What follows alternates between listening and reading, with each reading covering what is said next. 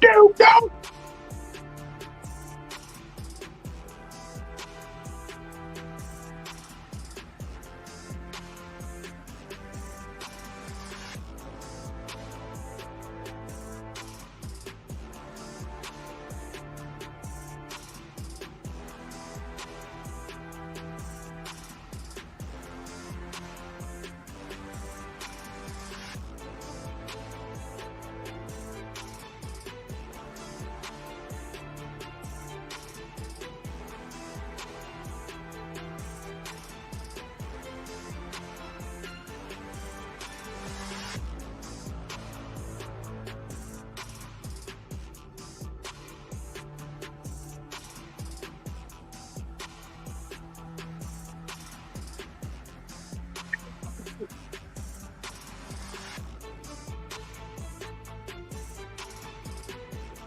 Peace and welcome to the culture right here on the Black Star Network. I'm your host, Farajii Muhammad. Thank you so much for checking in and joining us for these conversations this afternoon. Folks, let's talk about it. President Biden addressed the nation last night, not about economics, not about public health, but he addressed it about the great division, what he says is the big attack on democracy, isolating MAGA Republicans. We'll talk about what were some of the big takeaways. Plus, I would love to hear what you have to say and what you think the president has said about the GOP. We'll have that conversation. Also, there is a new rule that allows college athletes to finally get paid. The question is this going to be a good thing or a big slippery slope?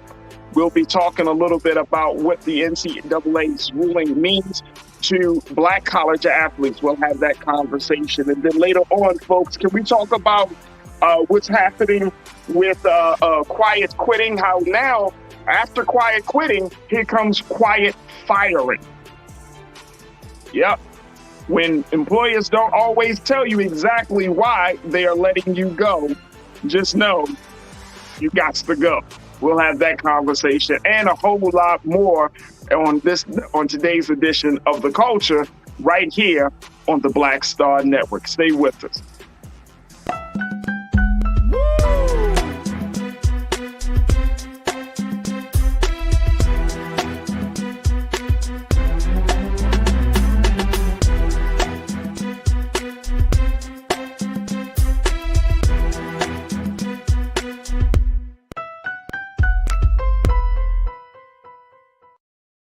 All right, folks, welcome to The Culture here on the Black Star Network. I'm so happy you are able to join us this afternoon. Happy Friday. And this is a good Friday because guess what, folks? It's a 3-day weekend, Labor Day this weekend. So this is going to be a lot of fun. We got a lot of great conversations for you this afternoon. But before we get into those discussions, let's talk about the fact that we need your support. Make sure you show your support to blackstarnetwork.com as we are on our drive to get as many of you to support the great work that we are striving to do here at Black Star Network. You're all Black network, your medium for information about news and entertainment and culture, all of that and a whole lot more. Make sure y'all check us out at blackstarnetwork.com. Make sure you give and, of course, continue to support the work that we're doing. All right, folks, I'm very, very happy and excited about today's show because guess what? We're talking about all the things that you've been wanting to talk about. So, of course, just get ready because no conversation is complete without you. And big shout out to our online culture crew. Man, oh man, I always love checking in with so many of you. And if you are a new watcher, don't worry, the culture crew will welcome you. Even if you don't always agree, that's all right. But guess what?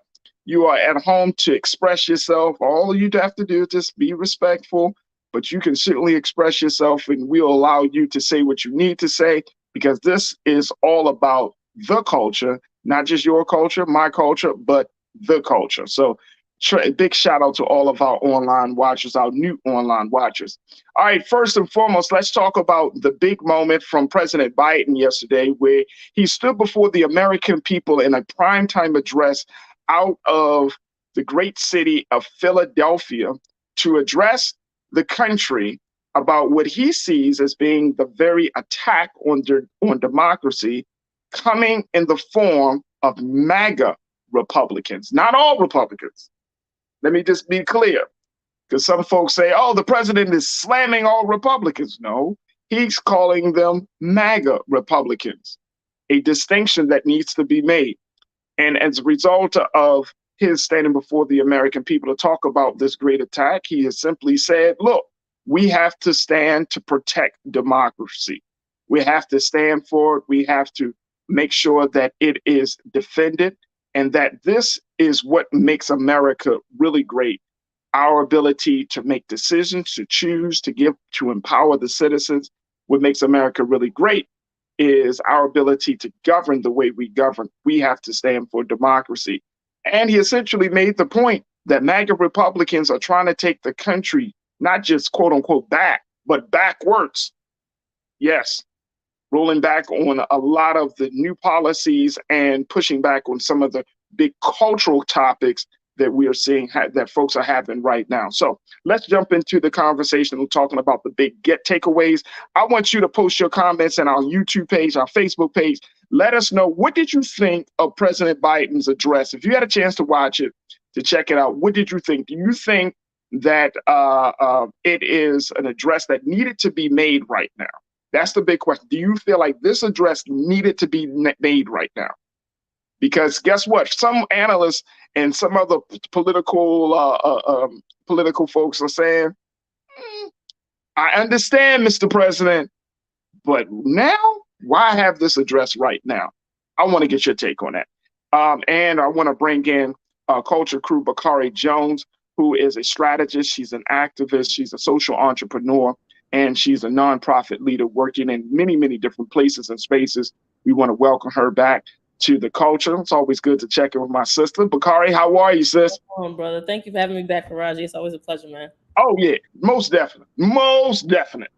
All right, so it's a good day. It's a good day to be back too, Bakari, because your president. No, it's my president. Here we go. Here we go. Here we go. Your president, he decided to throw the gauntlet down. He's like, you know what? I'm gonna draw the line in the sand. Y'all didn't think that I was strong enough, but I'm gonna bring that. I'm gonna bring that fire. What do you make of the president having such a powerful message with the symbolic city of Philadelphia behind him, with all of this that is happening in this country culturally? And I would say that this conversation is really more cultural and ideological than anything, right? But what do you make of this? The president making such a major address, primetime address, just 9 weeks before the midterm elections? You know, Farajii, I think it's exciting. You know, that's exciting is relative, I think, in a political space. But I think what we've been talking about all year has been this sort of desire that we've had for the Democratic Party to take a more proactive stance in so many different areas, right? I mean, I can't think of how many, you know, episodes and instances we've talked about Democrats being responsive or reactive to something as opposed to being proactive. So to me, I think that this is an instance where I do think, you know, your president is taking this as an opportunity. I think be a little bit more progressive, and I think, you know, show that he's willing to be not necessarily daring, but I do, you know, like you said, to kind of draw a line in the sand, right? To take a firm stance on something. And he used, you know, I like looking at the language. So listening to some of the words that he said, you know, the semi-fascist, like, to me, those are words that I hope really get folks charged up. You know what I mean? And it's got some folks charged up.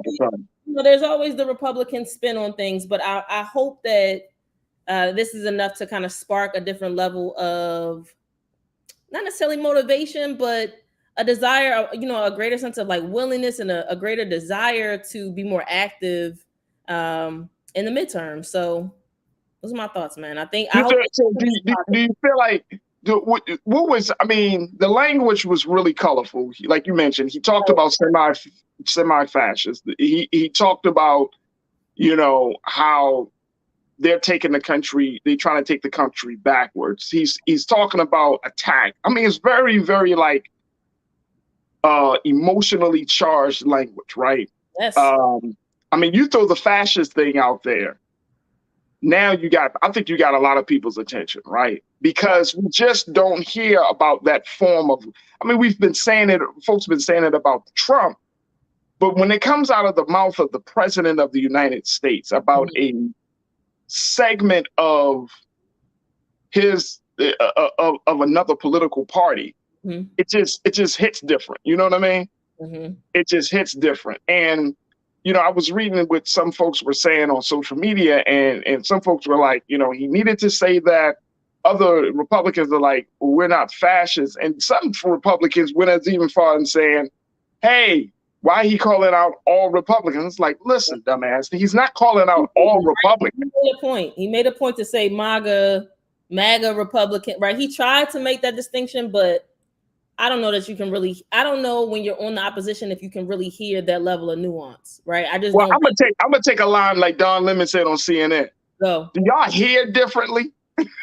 Because it's like, does your ears work differently? Because he's not saying it, but it is charged. Here's my thing. Well, first let me get your take on this, and then we get to our watchers. The timing.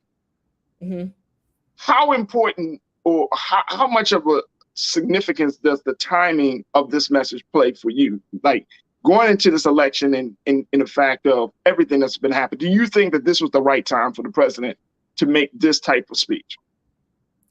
I mean, I think sooner rather than later. Like, ultimately, really, if the opportunity is to say it now, as opposed to waiting another 4 weeks, I think go ahead and say it now, right? Again, for me, it just really boils down to the opportunity to be more proactive as opposed to reactive. So even in terms of how it lands, I think that so many, Farajii, I feel like we have literally just talked about this again and again, just the opportunity to be in a more controlling position, right?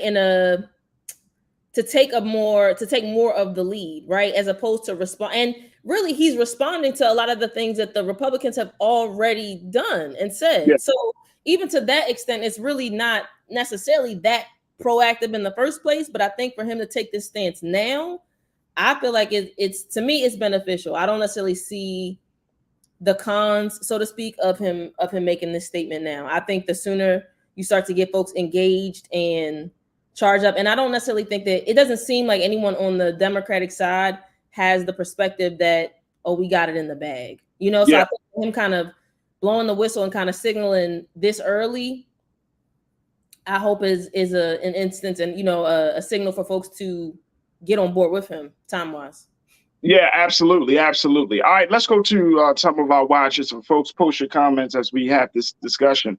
Damon, my guy Damon, checking in, always a loyal watcher of the culture here on the Black Star Network and RMU. Damon, you said, look, I watched this speech this morning. Like I said yesterday, this should have been done in 2021 after the election. Here's my only thing about the timing issue, or the timing piece, Bakari and Damon. Like, looking at where President Trump is, what's all that is happening, particularly with President Trump, and seeing the response that some Republicans have about FBI. And this is part of the reason I think President Biden decided to move forward with giving his speech. When you start talking about the FBI and other law enforcement agencies, the Department of Justice, you know what I'm saying? Now the talk, especially, now we're not even privy to all of the talk, right? Because we're at this level of things. But the talk is so charged up to the point where Steve Bannon and other folks are putting out FBI agents' personal information and names of those who went to Mar-a-Lago. They're trying to identify any FBI agents who are conducting these investigations. That's a problem. And I'm not talking about just a small problem. I'm talking about a national security issue. Yep. Which is why when people say the timing of it, I don't give a damn about an election. But when you start to think about how far a person would go Mm-hmm. Now, these political leaders, they could talk all they want, but guess what? Which I don't understand, Bakari. You're gaining from these guys securing you and your family each and every day. Mm. Right? You're gaining from the fact that, for example, with the Department of Justice and all that, they could open up investigations on you for all the dirty work you've done. You know what I'm saying? But to the talk around those agencies in particular has become so heightened, where people want to hurt, do harm, and not just to the individuals, but to the buildings. The talk around the classified documents, knowing Trump is dead wrong, like 2 left feet. Y'all going on to defend him. Yeah. Kevin McCarthy's a Republican leader. Y'all go on to defend him to the point where there's something had to be said, because now it's getting to be so emotionally charged that it possibly, and I'm not joking in saying this, folks, it possibly can lead to some sort of rebellion or revolt or some sort of resistance. And you got to nip that thing in the bud. And Damon, I know you said this should have been said 2021. You're right.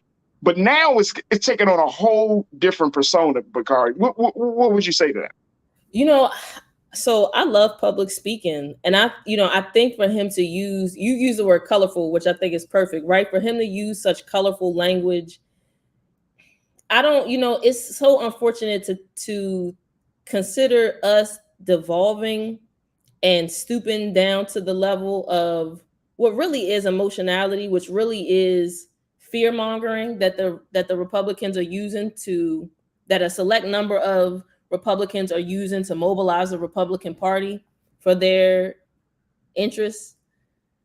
But I think if we don't acknowledge that level of gameplay and figure out an approach that actually has the chance to beat it, then I think we're doing ourselves a disservice. So to me, if this is a step in the direction of being more passionate and emboldened, then I think that's the direction to go in. I mean, yeah, you know what I mean? So I do understand what your perspective. It's tough. Like, here's the double thing. All of this, right, undermines any sort of legislative progress. Like, if you have people in your Congress, right, in the Congress, whether it's the House or the Senate, who really, you're trying to push policy. I know people that hey, the president should talk about, like, Jackson, Mississippi, what's going on down there. And I want to, Tony Appleby, you checked in, brother. You said wrong timing. I wish he talked about Jackson, Mississippi water issues, gas, food, energy prices, crime, teachers and school issues. Honestly, he looked like an old, angry man. Talk about his accomplishment. And I get you. Some people say he should have talked about Roe v. Wade and abortion rights. But this is a fundamental cancer.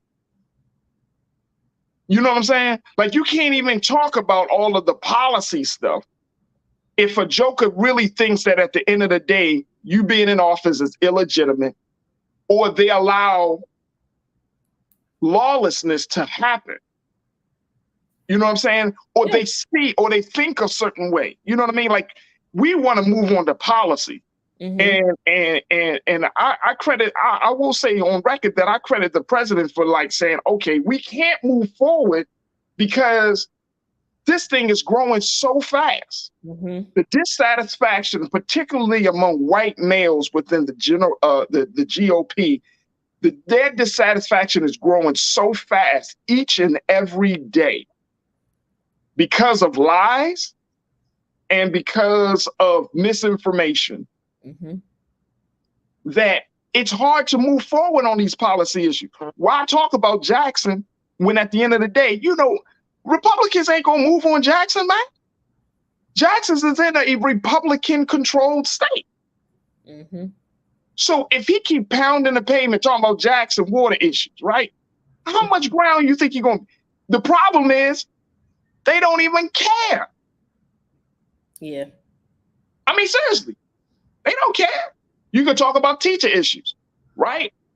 Again, you're dealing with a party that's not even operating from a space of logic or truth.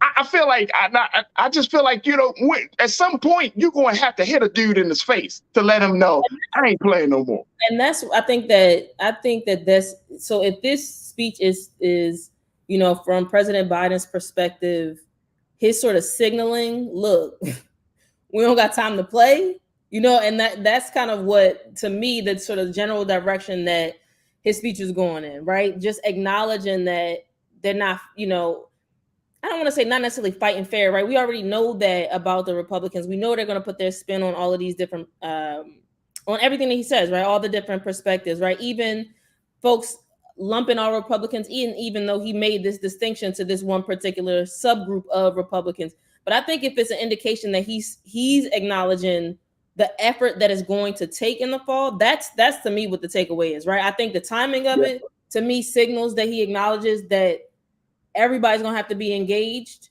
So to me, I hope that this is really just like the springboard to a much more comprehensive sort of ramp up that we're gonna see as we go into the fall.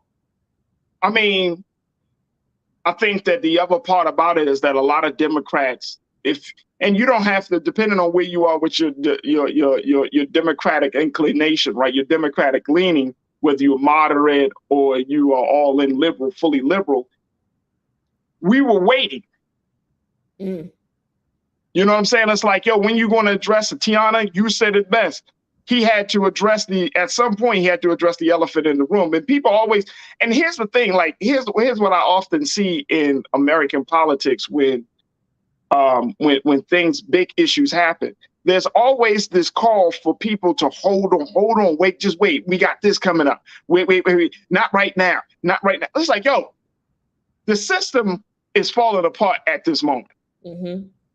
Either you address the elephant in the room, like Tiana said, or you're going to keep waiting, and wishing upon a star. And how many times, let's keep it real, y'all, how many times that many of us say, damn, when are the Democrats going to push back on this shit, man? When are they going to hit hard? Because the Republicans hit hard. Trump hit hard.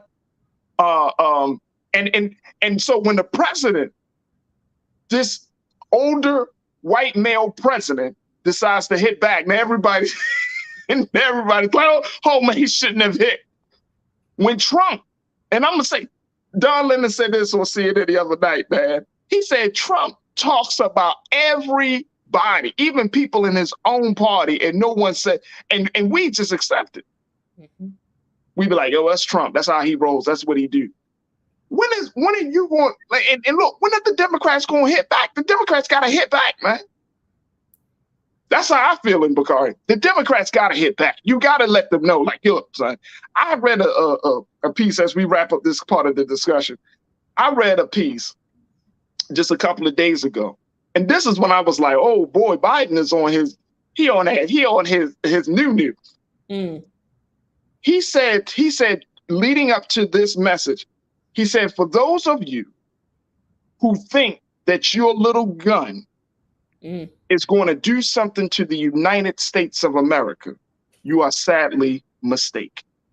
He said, you're going up, Bakari blew me away. He said, you're going up against a whole country. You better bring an F-15 or something because we are the United States of America.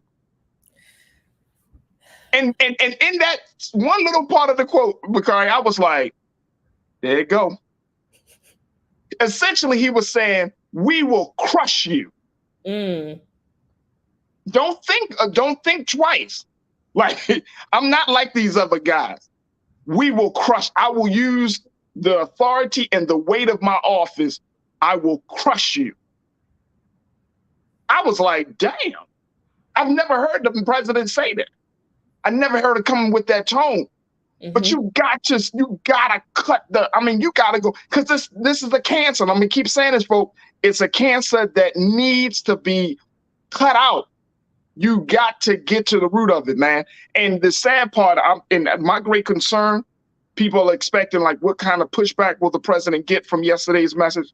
My great concern is that it could lead to a very real situation of war, a civil disorder. It could lead to that.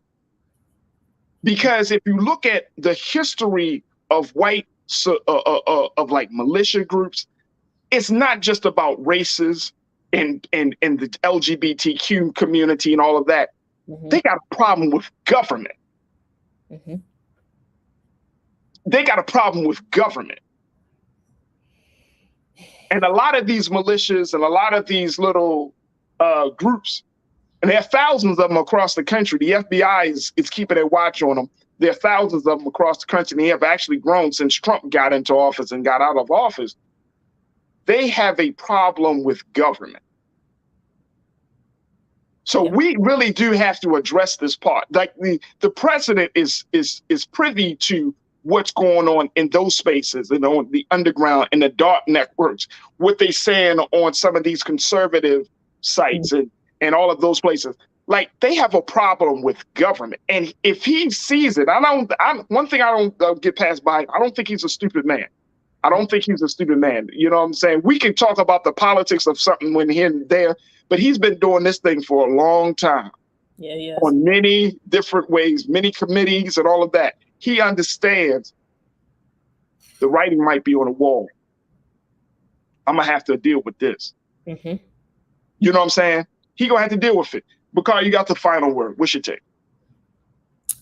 Hope that it signals, I think to your point, Farajii, I hope it signals a level of urgency that the president has recognizes is necessary for the Democratic Party to take moving into the fall. That's it. That's it. That's it. That is it.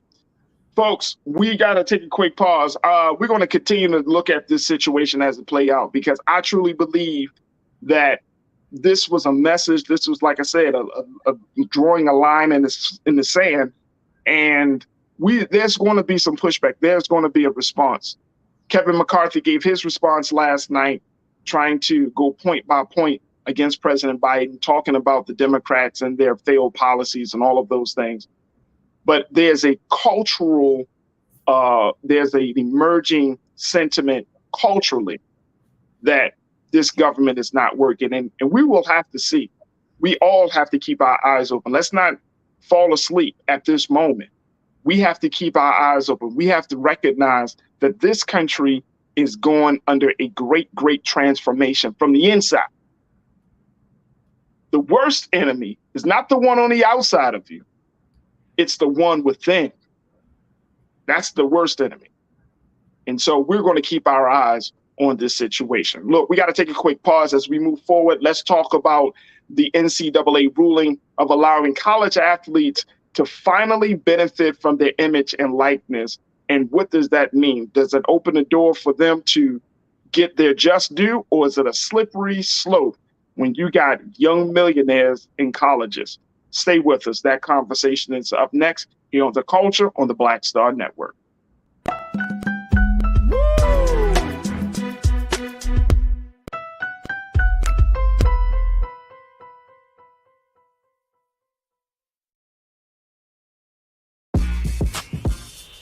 When we invest in ourselves, our glow, our vision, our vibe, we all shine. Together, we are black beyond measure. Pull up a chair, take your seat. The Black Tape with me, Dr. Greg Carr, here on the Black Star Network. Every week, we'll take a deeper dive into the world we're living in. Join the conversation only on the Black Star Network. I'm Deborah Owens, America's Wealth Coach, and my new show, Get Wealthy, focuses on the things that your financial advisor and bank isn't telling you, but you absolutely need to know. So watch Get Wealthy on the Black Star Network. Can you believe the nerve of these Republicans? They only want to block progress for our community. They talk about cutting Medicare and Social Security. They played politics with veterans' health care. They voted against the George Floyd Justice and Policing Act and funding for our HBCUs, and against lowering prescription drug costs for our seniors. These Republicans keep trying hard to stand in the way, but President Biden, Vice President Harris, and Democrats won't let them. They are delivering for us. The Democratic National Committee is responsible for the content of this advertising. When you talk about blackness and what happens in black culture, we're about covering these things that matter to us, speaking to our issues and concerns. This is a genuine people-powered movement. There's a lot of stuff that we're not getting. You get it, and you spread the word. We wish to plead our own cause. Too long have others spoken for us. We cannot tell our own story if we can't pay for it. This is about covering us. Invest in black-owned media. Your dollars matter. We don't have to keep asking them to cover our stuff. So please support us in what we do, folks. We want to hit 2,000 people, $50 this month, raise $100,000. We're behind $100,000, so we want to hit that. Y'all money makes this possible. Check some money orders. Go to P.O. Box 57196, Washington, D.C. 20037-0196. The Cash App is $RM Unfiltered. PayPal is R Martin Unfiltered. Venmo is RM Unfiltered. Zelle is Roland at RolandSMartin.com.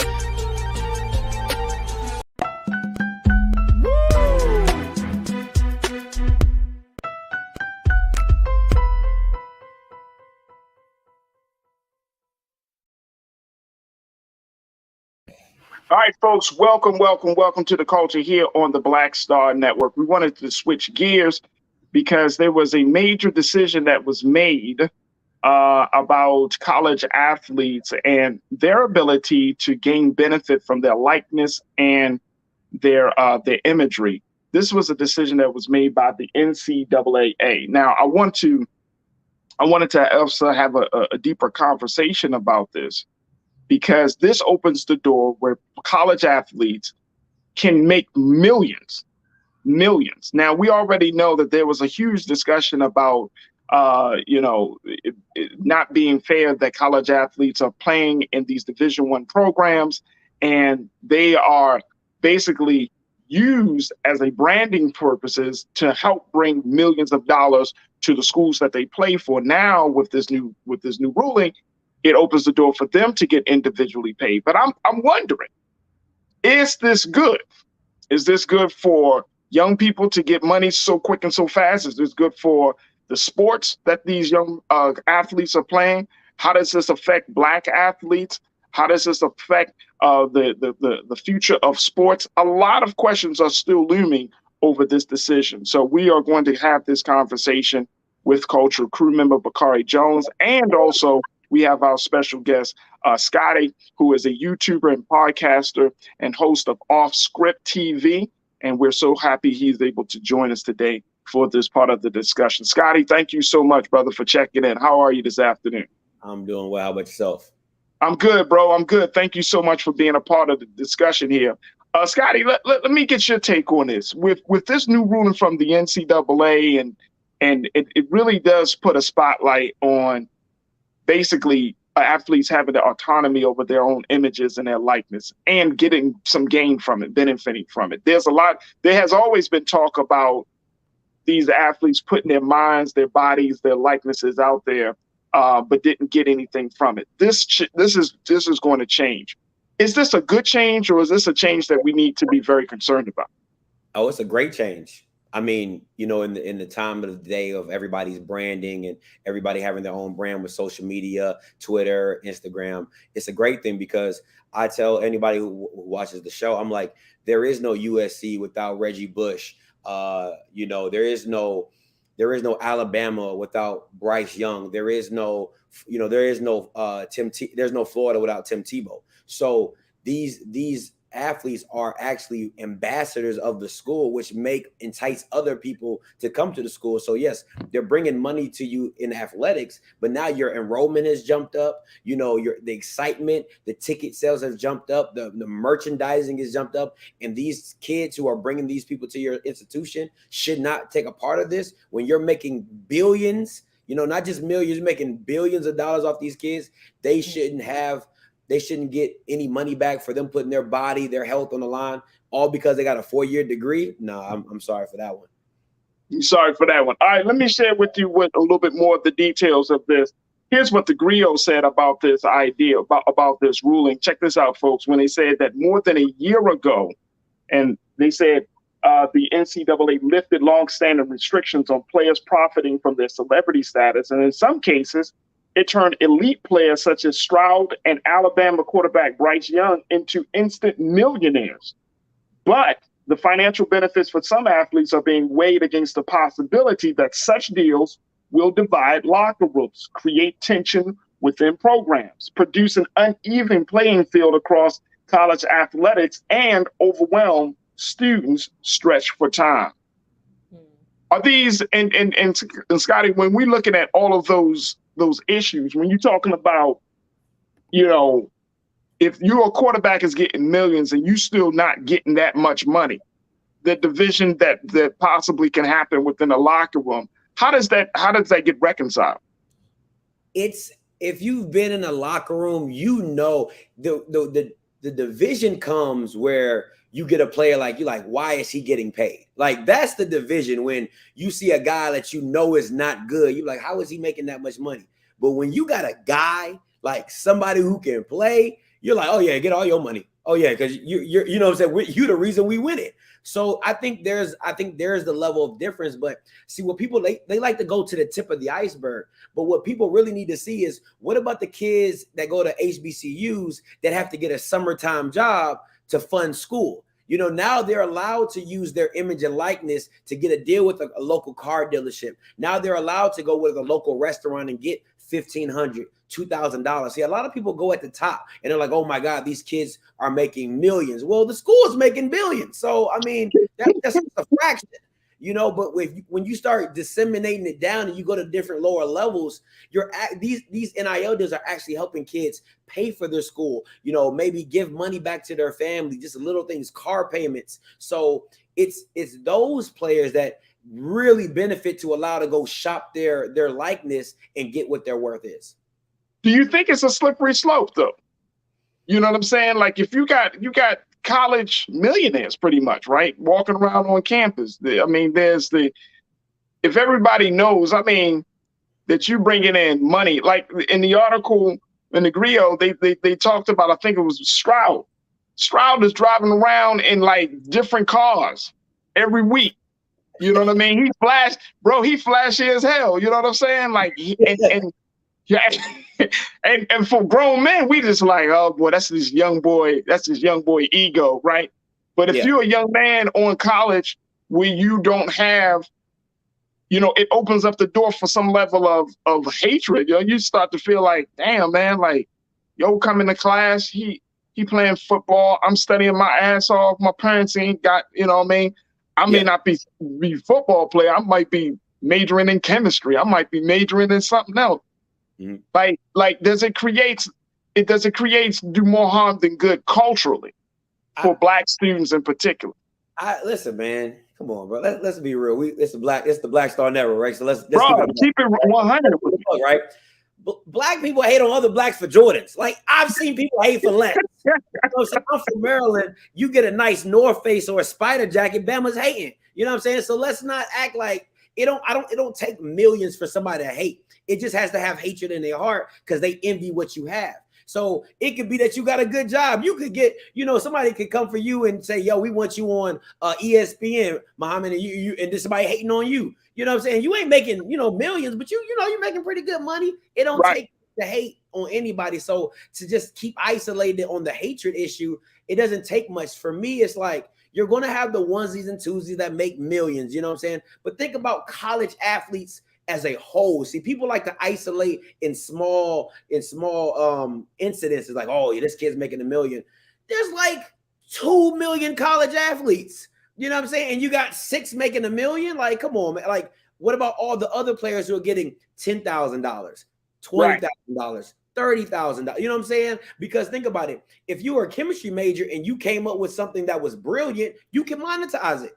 If you were a kid in college and you created a invention while you're in college, you can monetize it. Facebook started in his dorm room, made it to a multi-billion-dollar. He monetized. Like, so just because I'm not, that's not my lane. I'm not like, I'm not making gadgets or IT or apps. This is my gift. God has given me this gift to play football. Somebody sees the value in it. It makes the school money. It's making me money. So I really don't see anything. I hear you. Bakari, I want to bring you into the discussion. What's your take on this? One, Scotty, nice to meet you. I'm glad that you're here chiming in. Sports is not my ministry, but to me, I think just statistically speaking alone, just off the stats, knowing the overwhelming majority of college athletes are not going to go pro, I think there's an opportunity for them to get some money. And to Scotty's point, it's the average player is not going to get to that million, right? They're not necessarily going to hit $1 million, and maybe not while they're in undergrad. But if they could get something, right? If they can get something that offsets a summer job, if they can get something that offsets any of the financial burden associated with attending college, especially if their involvement in the team sport is not completely covering their tuition, then to me, I think the pros outweigh the cons in that instance, right? And I think to the Griot's point about the locker room dynamics, I feel like that. I don't know how that would really be any different in the professional leagues. Like, I don't know how that would be anything different, right? It's going to be based on the agent. It's going to be based on your individual performance. I can understand like the way that could impact a team dynamic and camaraderie, but I think the hope would be that, and maybe, I don't know, maybe that's too capitalistic of a perspective, but I think the hope would be that if you see a team member who is performing at this level and has been incentivized as a result of performing at that level, hopefully it makes you want to, perform at that same level as well. Right. And I mean, I get that point. I definitely, and I think that you made two solid points, Bakari. I think one is, when you're talking about this is the culture you're going to have to go to if you decide to pursue sports on a professional level, right? Once you get out of school. So you will have to deal with that, that you might be standing next to a dude that has $230 million coming to him while you get 20 or 30, right? Right. But then I think to the other part of it is, my concern is that how do we make sure that these students, these young brothers, these young sisters in particular, that they handle themselves? Because a lot of these students don't come from money, especially when you're talking about Black players, right? They don't come from money. And does this, by them saying, okay, we're going to give college students money for playing, does this create a culture within the next generation of young Black athletes like, yo, I'm going to go to school to get to college so I can get money. Yeah. And the goal is only money, not necessarily to go to school because of academics. And I'm just throwing it out there, Scotty. I'm just throwing it out there.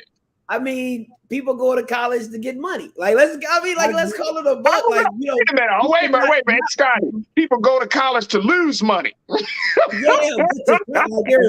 calling it an investment on themselves. You know what I'm saying? So the lawyers, the doctors, they're investing in themselves to later down the line recoup all my money back. You know what I'm saying? But I agree with Bakari. It's no different if I walked into a job place, you know what I'm saying, and me and this person are in the same position, but I find out you're making more than me. That's why, job places don't want you to talk about your salary. So people like to think about athletics outside of a professional workplace, but to me, I look at it the same thing. You know what I'm saying? Like, you wouldn't want, I think you got to I think what's going to start coming down the pipe and what's going to make everybody competitive is like the Big Ten. They just signed a 7-year, $7 billion deal, but their incentivizing is that we want everybody to get paid. So if you're a scholarship athlete, you hit a minimum standard. So it could be like $15,000. So if you're on scholarship, you automatically get an NIL from the Big Ten of $15K.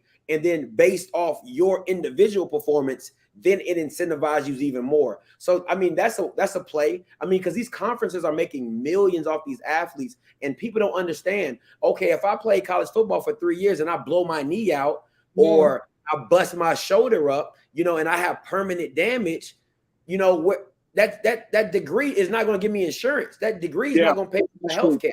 So it's overall, it's the overall arcing of the whole problem. Absolutely. All right, let's go to some of our watchers. Our online culture crew folks are checking in. Nisa, 1971. Nisa, what's happening, sis? You say, look, I can see how it could become problematic if they waste the money on frivolous things, but they deserve to be compensated for their talent. Too long, the schools have made money on the backs of Black people. Facts. I can see that. Yeah, it's keeping the egos intact. My other concern on that too, Nisa and Scotty and Bakari, is making sure, like, along with this change, Scotty, have you heard about any financial literacy courses that these students will be able to get? Will they be empowered on how to handle that money if they're eligible for it? I think for the Power 5 and the high level FBS programs, I think they're going to automatically walk into that lane of financial literacy. Because listen, at the end of the day, you don't want that to fall back on the institution. Well, we gave this kid $2 million and now he's on the side of a bridge, you know, and like, you don't want that to fall back on your institution. So you're going to do your due diligence. What happens is the limited resource institutions, and we already know what I'm talking about, the HBCU community and the lower level institutions who don't have the resources to be like, oh, we're going to give you, three financial literacy courses or send you to class and those things. So now you're dealing with kids who have a rush of money. I remember when I joined the military, they gave me a $10,000 bonus. I was like 20 years old. I thought I was balling. You know what I'm saying? So it's those type of influxes of money that you're just like, oh man, like this is a lot of money.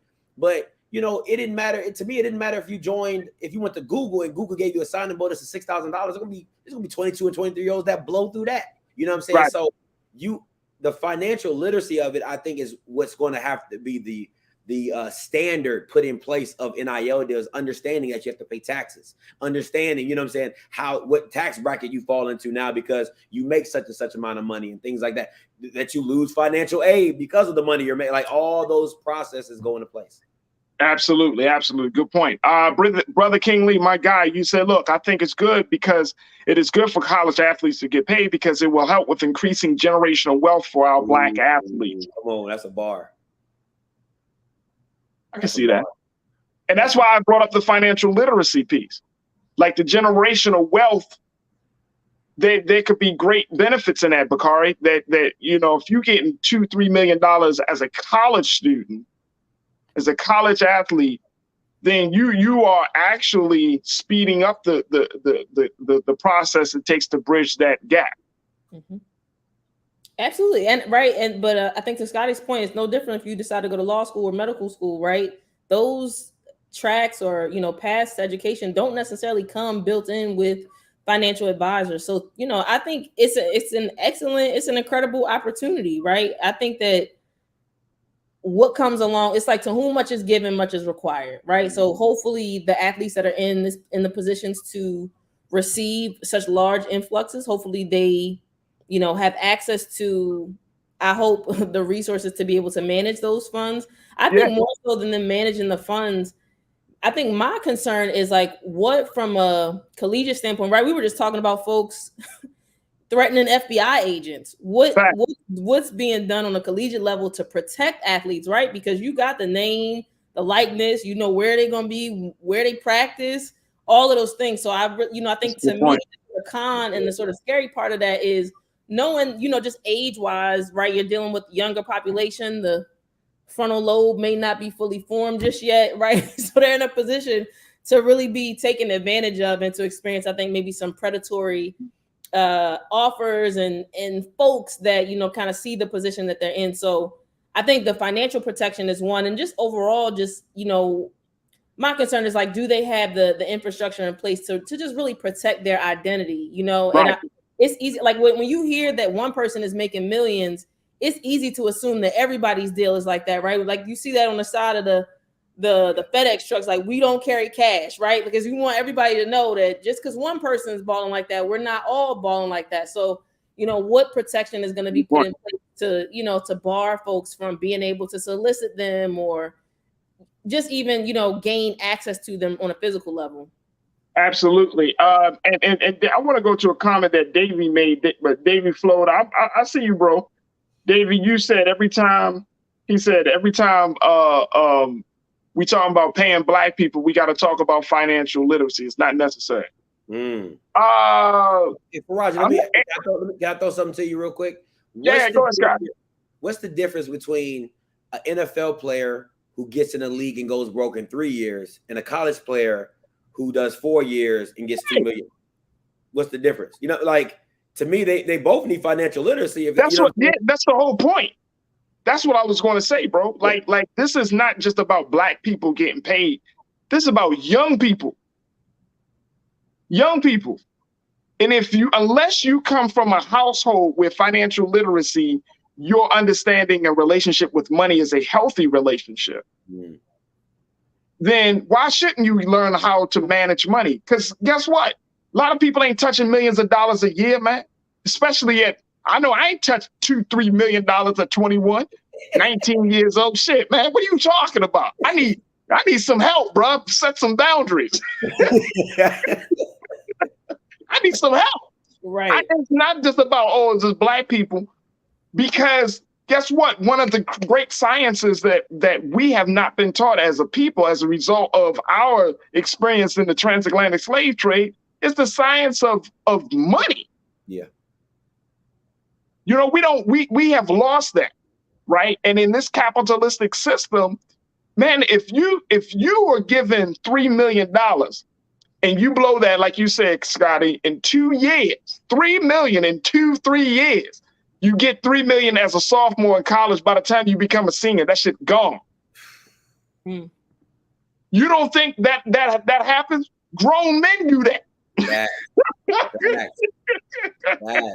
They get in a league and they blow it. And we talking about 3 times more, 10 million, 30 million. You know, it doesn't. It's the mindset. It's a mindset, and that's all I'm saying. Like, we all can benefit from being taught how to. And I had a financial planner on yesterday. He said that a lot of money management starts with how you think. What is your relationship? Yeah. He said he has a money avoidance issue. You know, he don't like to check his bank accounts and all of that. Yeah. You got to know how your relationship with money, because you can't manage $10 the same way you manage $3 million. Like, it just doesn't work. You know what I'm saying? You're like, I got $3 million in the bank, so I'm gonna just put that in a space where you can grow off of that, because you said it, Bakari, you said it. That situation of you being able to play football, it may not go beyond the college years. And wouldn't that be a hell of a thing, man? This has to be probably one of the most embarrassing situations. You get to school, you in college, you the hot player. You getting all this money, getting all this attention. Okay, you don't make it into the pros. People be like, boy, I know you still got them cars. You up there like, you know what I'm saying? Yeah, yo. It was nice to test drive. Hey, hit him with that 50 Cent. He was like, what 50 Cent say? He said, dang, homie, in high school, you was the man, homie. Like, hey, you gotta hit him with that. You were the big dog on campus. Yeah, you was that guy. You know what I'm saying? You were the big guy on campus. You get off the campus, you graduate. You know how people are. They still expect you to still thrive. You be like, yo, so I know you got money, boy. You be like, yo, you going out tonight? I know we going back on the boat like you did back in a year ago. You're like, nah, bro, I'm not going on the boat tonight, man. I got to check it in the savings. Matter of fact, can I keep it a buck with you, bro? I had to rent the boat. I had to sell the boat because I can't live on the boat, bro. I had to. Come on, man. We gotta have some financial literacy. All right, let's get one more piece, and let's get a couple of more responses in. A golf Twitler, you said the schools should definitely be transparent about the money they are making from sports, and they need to use that funding to better the ability they possess to give people an education. What are as far as you know, Scotty, what are the accountability measures that the school is going to put in place to ensure some level of accountability and transparency during this new ruling? Have you heard anything about it? Schools can't be a part of NIL deals. So they can all they can do is on the back end say, hey, we're going to help you manage it, but they can't directly be a part of the deal. That's against the rules. So, because then you'll have coaches you know, saying, hey, I can get you this deal, and hey, I can get you that deal. And now you start flirting paying for players. See, that's the difference. A lot of people are like, oh, they're paying for the player is getting money off their likeness. But when you start adding coaches telling players, hey, I can get you $1 million here, I can get you 500,000 here, that falls in the line of paying for players. So schools can have direct contact when it comes for NIL deals. Absolutely. That's a great point. I'm glad that you brought that up. And Golf, thank you so much for bringing that point up. Young Seek, you've been checking in lately, Young Seek, so I appreciate this. You said to keep the team dynamic, you pay them all the same based off of profit. Let the meritocracy begin in the pros. I'm waiting on your response, Scotty. You don't even do that. You wouldn't even want that at your regular job. If you working harder than everybody else, you're gonna be like, hey, yeah, just pay us all the same. Like, no, you're not. Like, stop thinking like that. That's not realistic. You wouldn't even, if you was mopping the floors twice as hard as everybody else, you wouldn't want to get paid the same, because then you're gonna be looking around like, man, this dude ain't even working. He getting paid just like me. This Bama not even working. He making the same. Stop it. Like, you gotta impart yourself, like put your life in it. Like, if you was at your job tomorrow and everybody got paid the same, and you a director and you manage 20 people over somebody who delivers the mail, stop it. Come on, man. What are you doing? Now I gotta push back though. So go ahead. You know how I feel about cooperative economics. So there's a part I do understand, I think, the point that they're making in terms of that, but I think with sports, it's different just because of, it's just not the same, right? I've worked in kitchens, I've had so many jobs, and I've been in environments where we are all, we're pooling tips or whatever the case may be. And you do create the dynamic that Scotty mentioned, right? When you have one person that's slacking or one person that's not necessarily carrying the same level of weight. But I think the pro to that is we all have bad days, right? So it's better that one person is insulated to have a bad day and still walk away with something, as opposed to you had a bad day and now you have absolutely nothing on this particular day, right? So, when we talk about, it's nowhere near the same as like mutual aid, right? But it's that similar type of context where we're going to be able to take care of one another. I think it would be interesting to see what that looks like from a team standpoint, and to see like how that would actually play out. I think that because we're in a capitalist country, though, it will stay in an experimental and an idea for people to ponder. But I don't think anybody's willing to physically, and especially in football, so violently put their bodies and their brains on the line. I don't necessarily think that everyone is willing to necessarily take that same risk. Especially when you just look the risk alone of sustaining a brain injury. I'm sure, Scotty, you probably could speak to what level of risk you take in terms of getting a brain injury based on the position that you play. And just based on the position alone, you would be able to sort of suss out or not suss out, but to determine the difference in how much each person's, sort of breakdown or cut would be of what they're getting off of that collective pot. But it's interesting.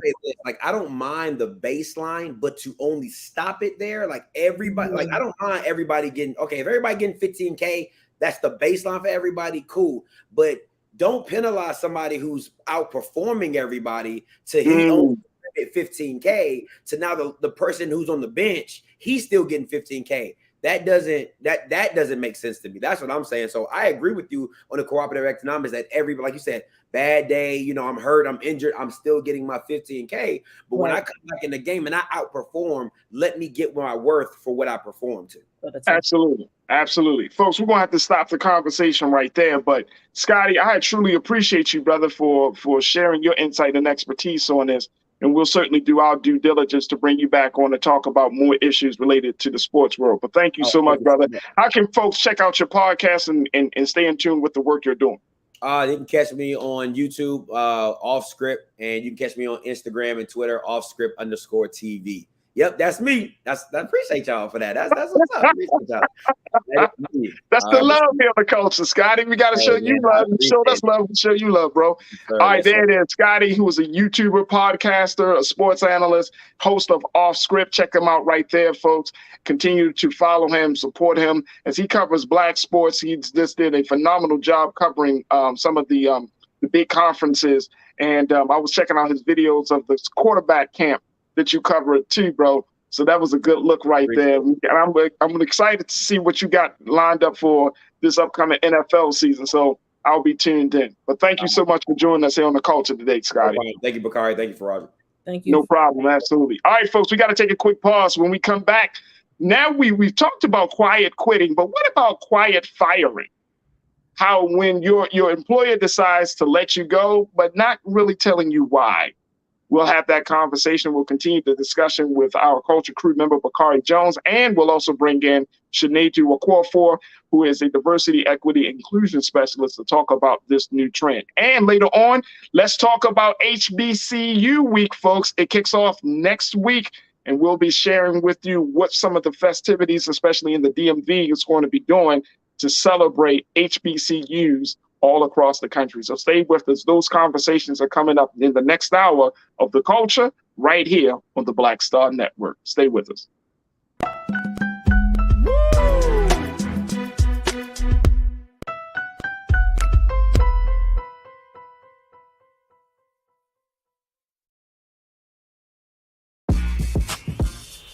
When we invest in ourselves, our glow, our vision, our vibe, we all shine. Together, we are black beyond measure. Pull up a chair, take your seat. The Black Tape with me, Dr. Greg Carr, here on the Black Star Network. Every week, we'll take a deeper dive into the world we're living in. Join the conversation only on the Black Star Network. I'm Deborah Owens, America's Wealth Coach, and my new show, Get Wealthy, focuses on the things that your financial advisor and bank isn't telling you, but you absolutely need to know. So watch Get Wealthy on the Black Star Network.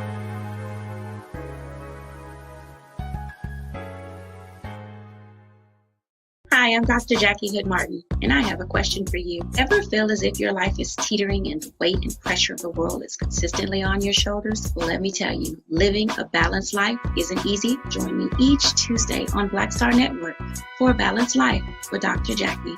We'll laugh together, cry together, pull ourselves together, and cheer each other on. So join me for new shows each Tuesday on Black Star Network, A Balanced Life with Dr. Jackie.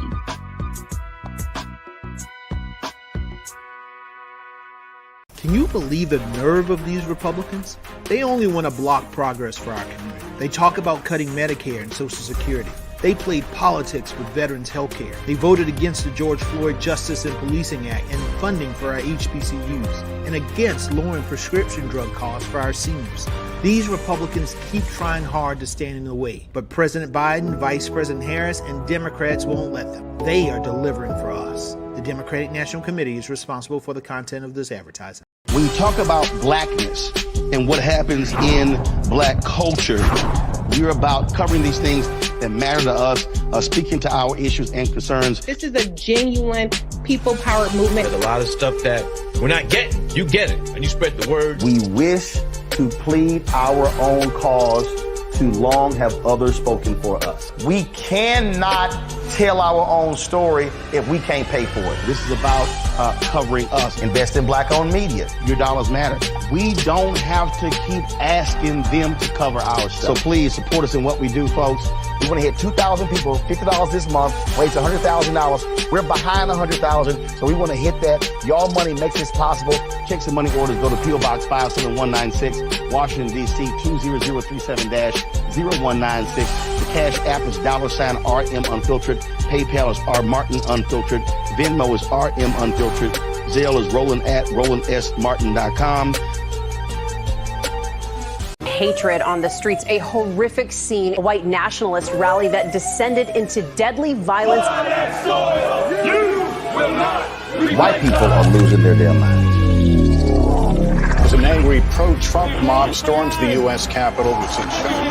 We're about to see the rise of what I call white minority resistance. We have seen white folks in this country who simply cannot tolerate black folks voting. I think what we're seeing is the inevitable result of violent denial. This is part of American history. Every time that people of color have made progress, whether real or symbolic, there has been what Carol Anderson at Emory University calls white rage as a backlash. This is the rise of the Proud Boys and the Boogaloo Boys. America, there's going to be more of this. There's all the Proud Boys, guys. This country is getting increasingly racist in its behaviors and its attitudes because of the fear of white people. The fear that they're taking our jobs, they're taking our resources, they're taking our women. This is white fear.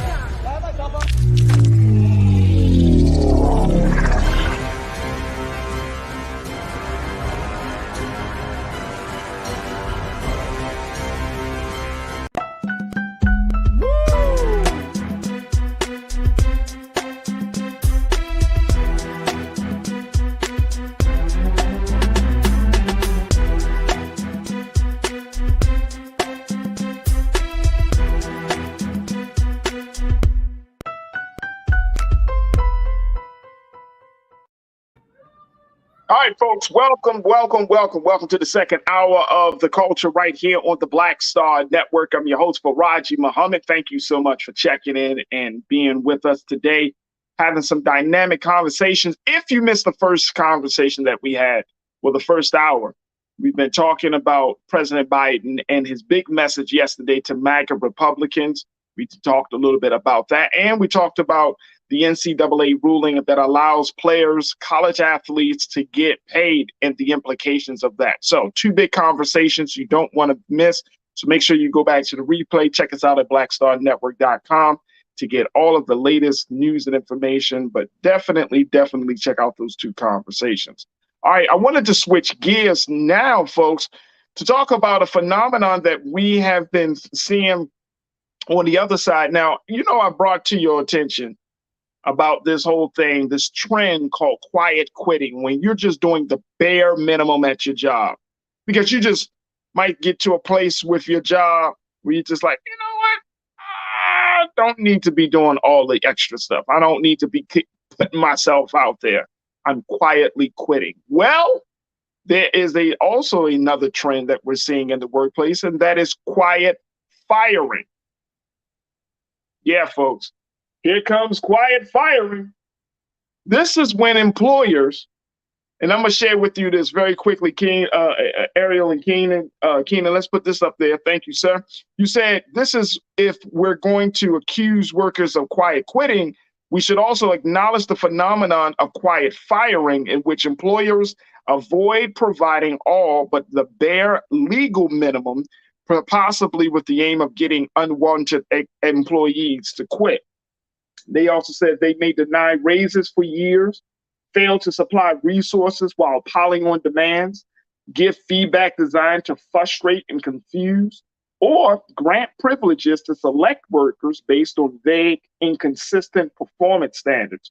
Those who don't like it are welcome to leave. Wow. Wow.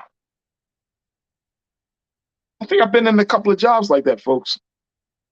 They wanted me to leave. Mother. Let's talk about this phenomenon. Let's bring back Culture Crew member. She's an activist. She's an advocate. She's a nonprofit leader. She's a strategist.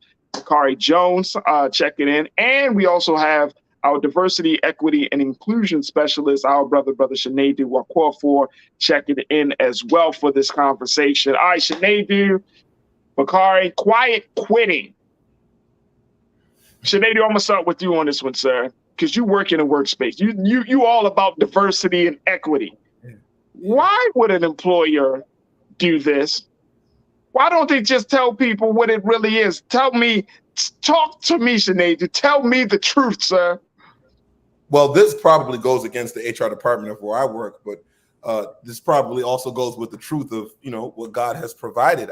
I think, honestly, I think a lot of what's going on is employees, I'll go from quiet quitting to quiet firing.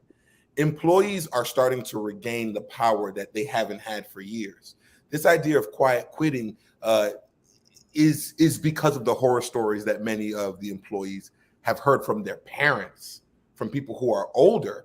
And what happens is, with there now being a new sense of autonomy onto the employee, the employer feels lost in power. So now the employer wants to replicate that thing and do the quiet firing, which is not quiet at all. It's actually very loud. And it's gone on forever by, not giving you raises, by not allowing you to have professional development, those 6-month reviews, by not putting you in a space where you can shine, by not giving you all the resources that you need to get better. And that's why, even in the position that I'm in, I always tell employees, always do what's best for you, because the company will always do what's best for them. Facts. Damn. Facts. Damn. Mm-hmm. You know what? And Bakari, you know what? As soon as Sinead, you hit me with that one. Damn. I'm serious. Because you know why? Because in America, in the system of capitalism, yep, folks, I'm going to beat up on the system of capitalism. We give feelings to corporations. Mm-hmm. We humanize entities. And as a result of that, we feel like, for example, Bakari, that if we're not in the space, like, oh, they're going to miss me when I'm gone.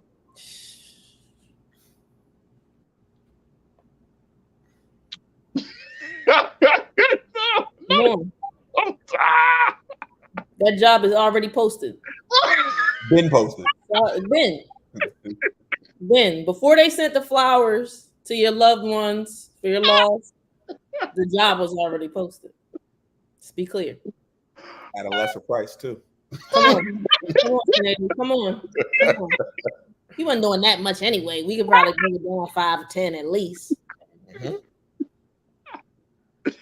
But no, why did we humanize these? Like, and to your point, Sinead, you're talking about, like, do what's best for you. Because some of us, we really feel guilty, Bakari, when we have to leave a job.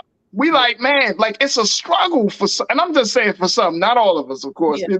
Some of others, we could just leave a job. We switch job like we do underwear. You know what I'm saying? We'd be like, all right, I'm done. What, you asked me to work? Oh, you asked me to work an extra 30 minutes. You know what? I don't need this. I don't need this. I'm bing bong. I'm gone. I mean, I feel like, but for those who want to keep that consistency and flow, we really do have like a guilty complex, a guilt when we quit a job and we impose the supervisor on the entity and like, no, if I leave, my supervisor ain't going to have certain people around them and all of that. We go through this whole drama, and then at the end of the day, when there's time for the corporation to part ways with you, they don't think too much about it. But I don't like the shadiness. I don't like all of this quiet firing, where they're like, don't give you a raise and stuff. Just tell me, like, let me know. What happened to the days where they say, okay, your performance is not meeting our expectations, so here's some first warning? Why go through the whole quiet firing process? In my experience, it's usually a result of the supervisor not doing their due diligence along the way. So if you had someone who has, unfortunately, poor performance, they've had poor performance, let's say January to we're in September now, they've had poor performance all year, but you haven't documented it. You didn't write down every little infraction. Now it's September, you recognize that it's a problem. In some instances, it could be faster to take the quiet firing approach rather than starting the documentation process I gave you a warning in September. Now I got to wait till October for you to, right? And I got to carry you through the holiday season when you haven't been performing all year, right? But if I didn't do my due diligence on the front end, my hands are tied because of the restrictions that are in place from an HR standpoint. You can't just fire me because you didn't give me a warning, you didn't do any of those things, but you can deny me some of these other places. You can, and again, even from an employment law standpoint, you could make a case against someone creating a hostile environment, but the time that it takes, the resources that you have to amass in order to actually be able to follow through with that is probably just faster and cheaper for sure if you don't overstep your bounds from an HR standpoint and put yourself in a situation where you could be sued Right. Then it'll be faster for you to take the quiet firing approach. Right. And Sinead, for you in your HR department, is this a practice that is frowned upon by HR professionals and representatives? No, not at all. I mean, you know what's funny? It's interesting how we address or attach intrinsic humanistic values to a corporation, but a corporation, it doesn't live or breathe. The people of the corporation live or breathe, right? So it's interesting to me that in one instance, it's like, we're a family. That's always what everybody is selling. We're a family, and family. But then what happens is, even with the documentation, I believe in this day and age, documentation is sometimes somewhat passive. Do people, and this is my issue with all corporations, everybody keeps saying that nobody has the time to teach. So then what the hell is going on? If no one's teaching anymore, if no one has the time, then this has nothing to do with how good my work is. It's as long as my work can supply the business need, that's great. Even if I'm not learning, if I'm just regurgitating and that regurgitation is strong enough to meet our shareholders' needs, then we're good to go. And that's why you have a lot of people who are very good workers, but when it comes down to knowledge base, they don't really know a whole bunch of what they're doing. Yeah. Right. Absolutely. All right, let's take some comments from our online culture crew. Sandy, you checked in and you said if you quiet quitting, then corporation's going to get petty. Yeah. Yeah. Let's put it. Let's say it like this. If you don't mind this, Sandy, I'm gonna just make a small revision. Your supervisor gets petty. And one thing that I find to be very interesting is that supervisors at any job, depending on the person, right? Like sometimes the supervisor has taken on this task of being the corporation, quote unquote, right? And I'm gonna tell y'all something, man. This is just a personal thing. I always find it fascinating and problematic to have a supervisor where the job is their life. Yeah. I don't like that. Because guess what? You won't understand me then. Because you know why? The job is not my life. It's not my life. Like I'm not spending 8 hours at the job, then coming home, spending more time at the job, then on weekends thinking about the job, opening myself up to, hey, y'all can call me on my off day if you need to. That's not happening. That's not happening. No, we're not. That's not my life. That may be your life, but that's not my life. I got other things I need to do. No. So, I see that's the part of it that the people that sometimes there's this expectation from supervisors at the job that the job is my life, therefore it should be your life. And it's like, no, that's not it. How do you resolve that, Bakari? Millie rock up out of those environments because it's not. I mean, I think many of us have been in that environment. The other thing I was going to say to your point, Farajii, I think part of that, at least in my experience, is sort of being raised by a boomer, right? So I think it's even easier to kind of have this ingrained sense of loyalty to a corporation. But I think our generation, we've experienced far too much, right? I think, at least for me, right, the recession, what was that, in 2008, seeing the way that folks were laid off at that point in time, that kind of, dispelled that fantasy or that fantasy, that myth that these corporations were going to continue to take care of us. So, it's just getting out of that environment. And I think, Farajii, we try to stay on our high vibration.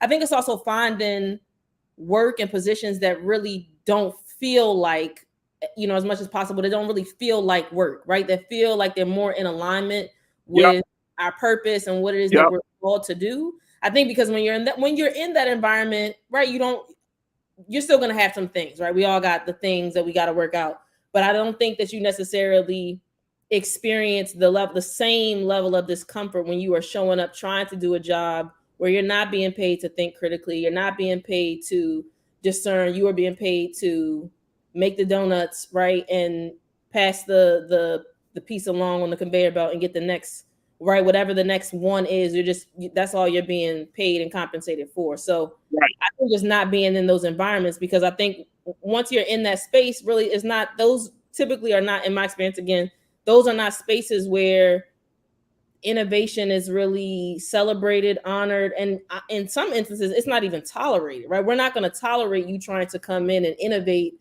and make improvements. This is the way it is. We prefer it this way because of the cost, benefit, I'm sure. But yeah, just for me, removing myself from those, I'm loudly quitting probably and moving up out of those experiences. Let me tell you, hey, I'm loudly quitting. I'm quitting. If the situation is just not working out, it's just not working out. Yeah. And I think that we're starting to see the other part about this phenomenon is the simple fact that people are going to remote work, right? A lot of corporations, and I'm sure, in the work that you're doing, Sinead, you're saying that people are saying, okay, now, even though we're kind of past the peak of COVID and even with this monkeypox and stuff, people are still preferring to work remotely. And now corporations and companies are saying, well, you need to come back in here. And then folks are saying, well, you probably need to look for somebody else for this role because I'm not coming back. Like either you adjust or I adjust. And I know that there are a number of people that are pushing back on, corporations are pushing back on this evolving trend in the workplace. And to your point earlier that you made, Sinead, workers are saying, no, you got to put things in perspective. The big thing that I think came out of the COVID-19 pandemic was how we work. And one of the things, the lessons that we learned is life is short. You don't want to spend all of your time at a place that doesn't give you the greatest amount of fulfillment. Or even if you do love the job, at the end of the day, your job is not your life, right? Like there are so many more things that we need to have that we can enjoy. So if you could kind of speak to that a little bit, Sinead, with this remote work, the way it's going, do you see quiet quitting continuing to be a trend?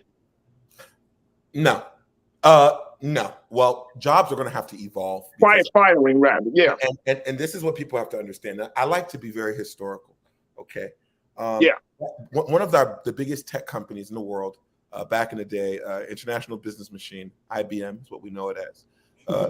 They set up that office space that most of us got used to, cubicles and stuff like that. And it was very serious.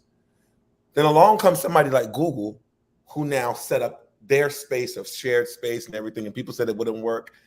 And then Google became very successful. And now literally any company that's tech wants that look. Even universities, Morgan State, starts to copy that look as well because that trend works. I'll give you another example, then I'm going to get back to what we're talking about. Do you remember a couple of years ago, I think it was Hillary Clinton, she was running for office, and she emphatically spoke and said that there is no way we could forgive student loans. Even though Bernie was pushing it, she said there's no way. By the time she ran again, she started to speak about it, even though some people said there's still no way. And now it just happened. The issue with the remote work system and the issue with corporations and many big thinkers and big ideas, they keep telling folks like the workers that these things are impossible. The whole work from home concept was impossible until a global pandemic. Then it was possible, and then people made record profits without losing employees. Some even brought employees on. I think we have to get to the level that these corporations, they're steeped in the idea of control. They're steeped in the idea of groupthink. And in my opinion, the corporations of America, if you ask me, they also match the education system of America, where it's boxed thinking. Everybody wants you to be an out-of-the-box thinker until you think out of the box. And then once you go there, it becomes very uncomfortable for the structure of the system. So I think where we are now with the quiet quitting thing, it's going to change the atmosphere, if you will, on what employees expect from their job places and stuff of that nature. And just real quick, if I could give advice to anybody who's shopping for jobs, when you're interviewing or being interviewed, it's also very important for you to interview. And I would suggest that you ask these questions. I would suggest that you ask the manager, if that's the person interviewing you, how long they've been with the company. What are their future plans with the company? Because once you know how your manager operates, that can tell you how well you'll do in that space. That can tell you if you're intimidated by you, if your manager is here, is your manager a black-skinned person to keep a wedge in between maybe SVPs and everybody? These are things you got to ask. You got to ask questions, make your own decisions based off of what you hear about management as well. Sinead, I never did that. No, seriously, that's great advice, bro. I never did that. Can you imagine, Ricard, you imagine you sitting up in there, they be like, so what's your 500? Before we talk about my 5 years, Let me hear you. what's your 5-year plan? Right. I mean, do you foresee managing me? Because you seem like a good person, but Farajii. if you're leaving in a year, I'm leaving in a year. There you go. Mm-hmm. They be looking at Ricard and Sinead, they be like, I mean, girl, I'm trying to get up out of here. That's when, you know how black folks start to be like, can I keep it real? I just put in my 2 weeks yesterday. So you're like the last person that I'm hiring. And then you come and then you respond like, can I tell you something? I don't want the job. Because I don't know who's coming after you. Because Farajii, when you join a new job, and then you're direct, not your main manager, but your direct lead or your direct supervisor, when you join a job and they quit 3 weeks later, that's why you have to ask questions like that. This is something that I'm learning in real time. And you got to ask these questions because everything is aligned. And because sometimes people quit in the most democratic way, which is we need to start hiring more people in our sector. I don't mind training them. And then all of a sudden, I have put in so much work for this company. I think it's time to let the new That's also a form of that's what I'll call indiscriminate quitting. You know, you're just kind of moving to the side and doing it. But this is why it's important for employees taking control. In my opinion, the employer does not have the control because the employee has the skill that the employer wants. The employer has the money, but the skill is what's going to make them the money as well. It's important that as the employee that you ask all of the questions, you check on them. What are their life stories? How long have they been in this business? Because that'll tell you, is this an old school thinker or is this a new school thinker? All of these things matter. Right. Man, hey, Sinead, do you ever thought about giving workshops on how to quit and get hired? I definitely should. Sinead, do workshops go be like how to be black at work.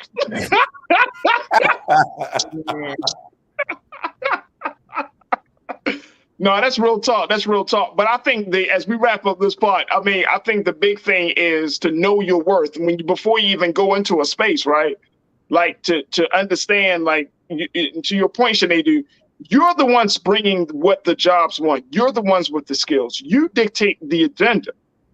And I think a lot of us, we do make those decisions about whether we're going to work from a place just because of money, availability, the necessity of paying the bills and all of those things. But at the end of the day, when the corporation says, you know what, thank you for your time and your service, they make those decisions indiscriminately. They just, and here's the thing about the quiet firing phenomenon. It's like I've been in work situations personally, and I've seen other people go through it, that when a job is not happy with your performance, they drag it out. And you want to know something that wears on the will and the spirit of you wanting to do your job? When they drag it out. That's what I explained. Like, Like, okay, if you're not feeling what I'm doing and how I'm doing it, they drag it out. And it's like, well, let's go through, you have those, like you said, Bakari, you have those meetings like, yes, let's have those, this is the warning and all of that. Yeah, folks, I've gotten into all them places, right? Because I mean, sometimes when it's hard to work at a job if it doesn't align with who you are. It's just hard. It's just hard. I know that. That's my consciousness is not at peace. So, Bakari, you got the final word on this. What's your take? Quit loudly. I mean, I don't know what else we can. I don't know what else. Quit loudly. Quit loud. Honestly, Farajii, I think just from a positivity standpoint, it's really finding spaces that feel in alignment with who you are. I think to Sineadu's point, asking yourself those questions, before going into the interview, and then asking those questions when you're in the interview to really figure out more of the landscape and recognize that this is a relationship, right? And both parties in that relationship really need to make sure that their needs are being met in order for that partnership to work. Yeah. Yep. There it is. There it is. All right, folks, we got to take a quick pause. As we come forward, we're going to talk about something that's very exciting. HBCUs. It is HBCU week at Maryland Public Television. And today we're going to have a conversation about how the station and the platform is going to be celebrating our 101 HBCUs from across the country. That celebration kicks off next week. So we'll have that conversation when we return. So stay with us. HBCU week is going to be the discussion right here on The Culture, here on the Black Star Network. We'll be right back.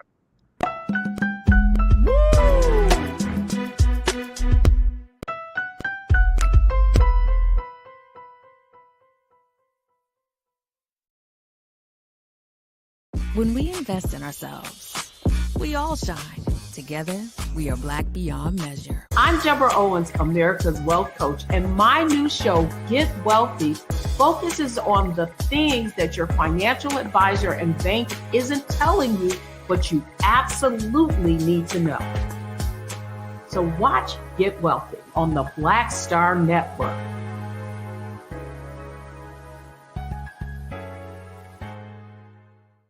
Hi, I'm Dr. Jackie Hood Martin, and I have a question for you. Ever feel as if your life is teetering and the weight and pressure of the world is consistently on your shoulders? Well, let me tell you, living a balanced life isn't easy. Join me each Tuesday on Black Star Network for A Balanced Life with Dr. Jackie. We'll laugh together, cry together, pull ourselves together, and cheer each other on. So join me for new shows each Tuesday on Black Star Network, A Balanced Life with Dr. Jackie.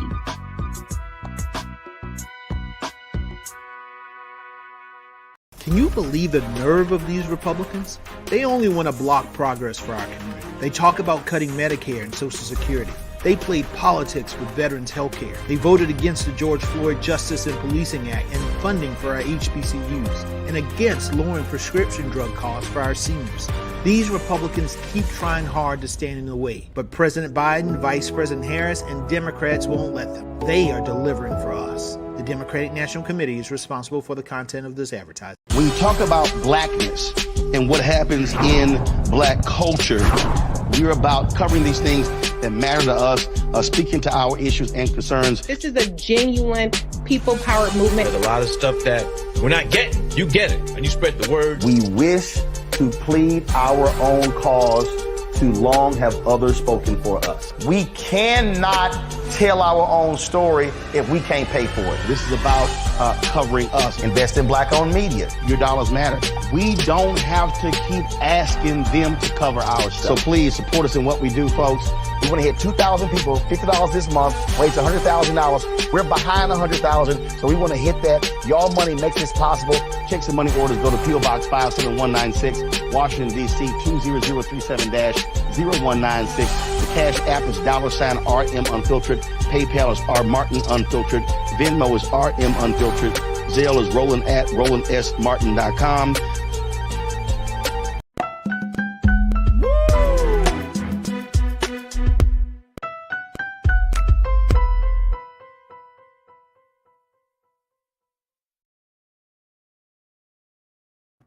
All right, folks, welcome back to The Culture here on the Black Star Network. Okay, so September 5th through September 11th is a special time of year because Maryland Public Television is going to do its part to celebrate the 101 HBCUs, that's the historically Black college and universities in America. So they have a very, very special HBCU week that is going to be aired throughout all of next week to talk about the great values and contributions and all the goods and feels of being a part of the HBCU community. So today, we are happy to be joined by Mr. Travis Mitchell, who serves as the Senior Vice President at MPT, to talk about what we can expect in HBCU week celebration. Travis, thank you so much, sir, for joining us this afternoon. Yeah, thank you for having me. It's good to see you, my friend. Yes, sir, brother. Yes, sir. First and foremost, talking about the work of MPT, this is Maryland Public Television, the work that you guys continue to do.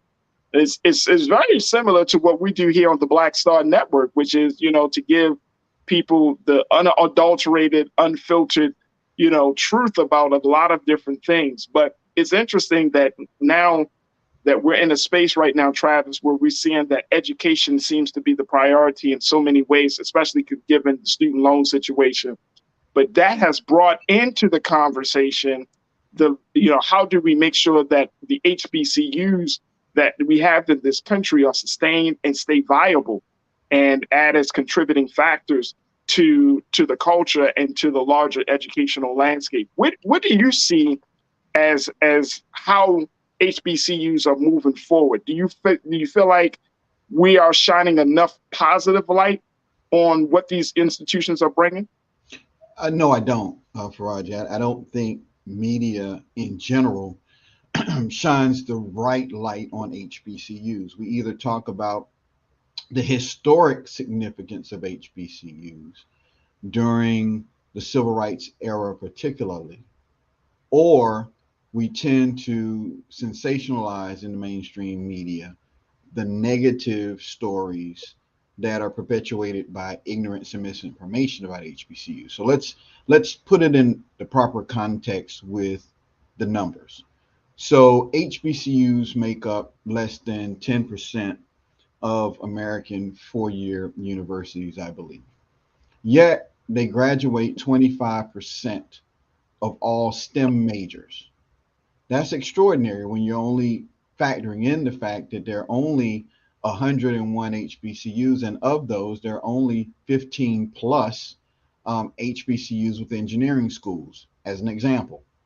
So HBCUs still disproportionately deliver the lion's share of STEM majors and those who are entering into the professions. So, for instance, nursing majors or teachers or lawyers or doctors. And why is that? It's because you have students concentrated in spaces, Black spaces, where they can be who they are without shunning their identity. It's a place for affirmation and confirmation. It doesn't mean that Black students at PWIs aren't successful or don't have support mechanisms in place. It simply means that there is a slice of the larger higher education ecosystem that is disproportionately producing skilled labor. So if America is to remain globally competitive as a nation and seriously wants to take advantage of its competitive advantage, then it would be more serious in investing in and developing the capacity of HBCUs to serve more. Now, there's another myth that is perpetuated by the mainstream media, and that is that HBCUs largely have students that could not get into PWIs. That couldn't be further from the truth. I, for instance, am a HBCU graduate, a proud graduate, as you know, of Morgan State University. I grew up on the campus of Shaw University, the oldest HBCU in the South, and spent some time as my father was a basketball coach at Delaware State University, living on that campus. So HBCUs run through my blood. I have a master's degree from UPenn and a combo program from Wharton and the School of Education. But make no mistake, my grounding came from Morgan. I had scholarships to go to PWIs, and I chose an HBCU experience, not because my SAT or my GPA wasn't good enough, but I chose a place that would develop the raw potential in me to teach me how to ascend to the leadership I was destined to ascend to. Now, again, I'm all for all of our students having choices, but let's not provide a false narrative or counterfactual to the realities of HBCUs. Oh, absolutely. Absolutely. And so I think it's very important that, you know, that the NPT uses their platform to put it out there, the importance and the value of HBCUs, because it shapes so many people, and it provides a context on so many different parts of the struggle. And so, for example, you know, when we're talking about student loans, when we're talking about, you know, the political disparity that we're seeing in this country and so many other, you know, pressing issues, you have to look through those issues, especially us. Well, how does this affect Black people? How does this affect the next generation of Black thinkers and Black doers? You know, to ensure that that context stays at the forefront of our thinking when we're making some of those big decisions on policy or programs or looking at institutions in the long run. Now, the thing that MPT is doing, this is your third annual HBCU Week celebration. It's gonna be starting on September the 5th, yes, on Monday, all the way up to the 11th, 22 hours. What type of programming, Brother Travis, can we expect during those 22 hours? Well, first and foremost, this is a showcase opportunity for some dynamic filmmakers. Some of them are some incredibly dynamic filmmakers from Howard University, from North Carolina A&T, but it's where schools have control of their narrative. So if they have a documentary about their history, we have history documentaries, have documentaries about art and music, the contributions of HBCU graduates to sports and entertainment. But really, it's to make sure that we can showcase the type of films that haven't been seen on other media platforms. So it's an authentic week presenting the true narratives of HBCUs from the historic foundational past to what HBCUs are doing to have contemporary relevance. For instance, in the HBCUs in this area, the 6 HBCUs in the DC, Maryland, Virginia area, otherwise known as the DMV, we're focusing on many of their innovative programs, from cybersecurity to blockchain, to many of the programs that HBCUs have that are very unique that people don't know about because they don't get the type of exposure. We're also weaving in student voices so you can hear from and see the next generation of leaders that are currently on our HBCU campuses. So we give our viewers a menu of options to really fit their taste palettes. And whether you are into art or history or music, we provide those types of programs on HBCU Week.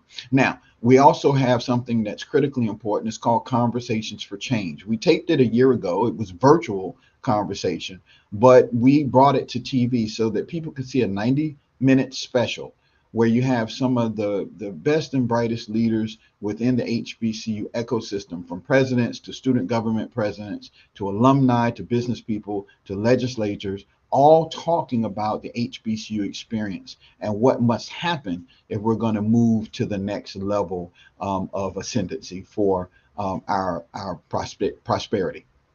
Hey, Brother Travis, I want to get this before we bring back our culture crew members, but Misrespect 90, who's watching us right now on as we're streaming, she posed a great question. She said, how can people watch that live outside of Maryland? That's a great question. So if you go to mpt.org/HBCU,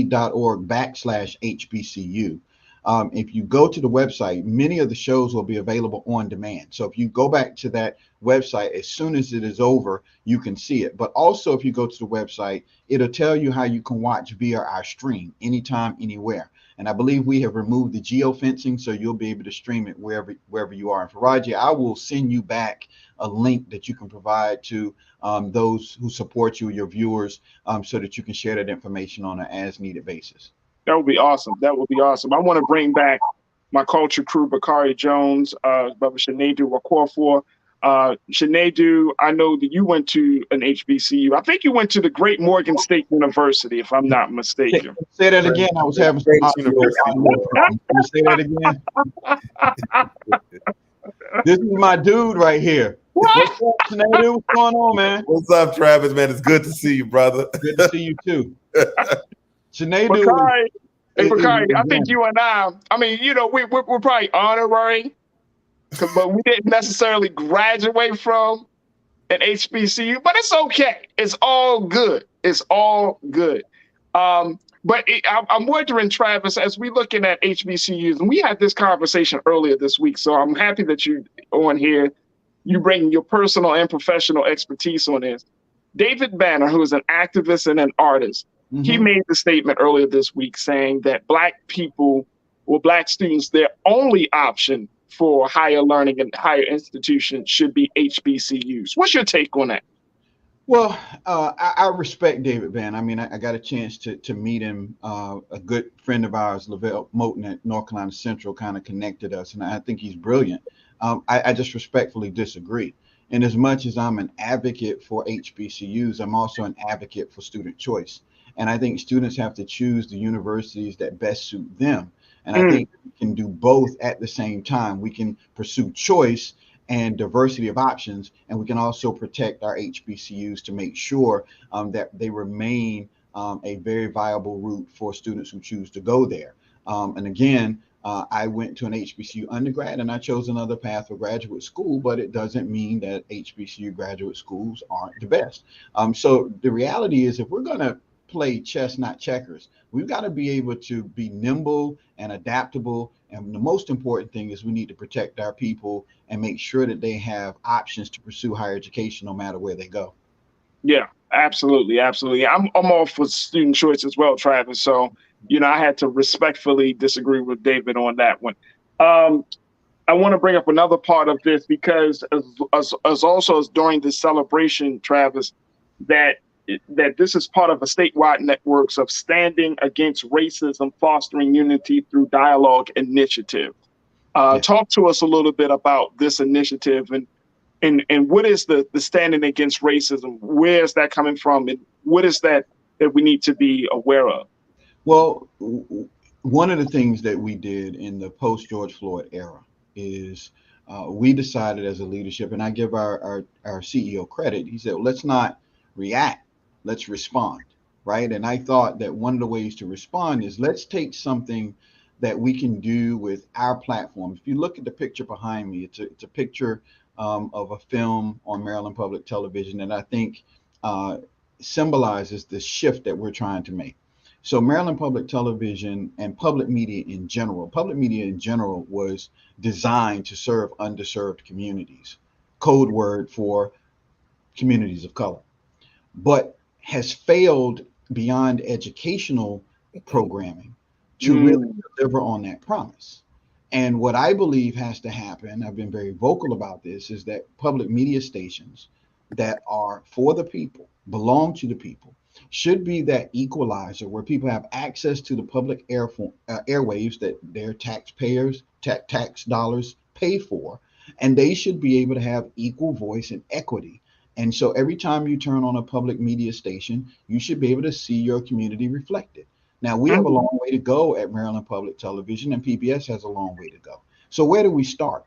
And I thought the place to start is the 22 hours that we're presenting is unprecedented. There's no local TV station, no other public media affiliate, no national network, no Black national network that has ever shown 22 hours exclusively about the HBCU experience. So if you think about that, perhaps there are some students that would have opted in to go to an HBCU, but didn't know what HBCUs had to offer. Perhaps there are students who would have gone, but the myths and the misinformation and the misperception discouraged them from going. So when we at Maryland Public Television use this as an example, I think it is an example for the entire public media ecosystem. And I'm working with PBS and the Corporation for Public Broadcasting to make sure that we can bring HBCU Week national with fully participating affiliates across the country so that we can amplify the mission and illuminate the progress and the importance of HBCUs.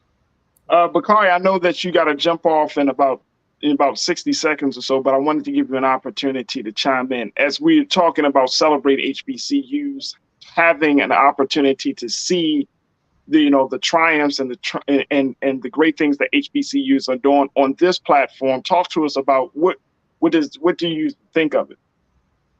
Both my parents graduated from Morgan, so it's a pleasure to just be in the space with you, with all of you this afternoon. I think this excites me to see. I think some of the myths dispelled about HBCU. So I'm excited about that aspect of the program, and I think just the opportunity for our culture to be celebrated in a different way. And this is breaking a record, right? Which is not something that's foreign to us culturally. So I think it's exciting, and hats off. I hope that we could get to see this this week continue in the future. Absolutely, great time to do it. Bakari, I always appreciate you, sis. Thank you so much for being with us here on the culture, and keep being so good for the culture, Bakari. Thank you. Appreciate you. All right, y'all have a good weekend, everybody. All right, thank you. Absolutely. And I want to keep Sinead, I want to bring you back into this as well. But there was and I'm seeing Jessica, I see you on our chat. Jessica, you talked about would it be nice if all education was faceless, no gender, no color, anonymous. And that would be nice. That really would be nice. But the unfortunate thing is this is America, and it's not that way. But is that a goal that we need to strive to reach, Travis, when we're talking about getting people to understand the value and the importance of HBCUs?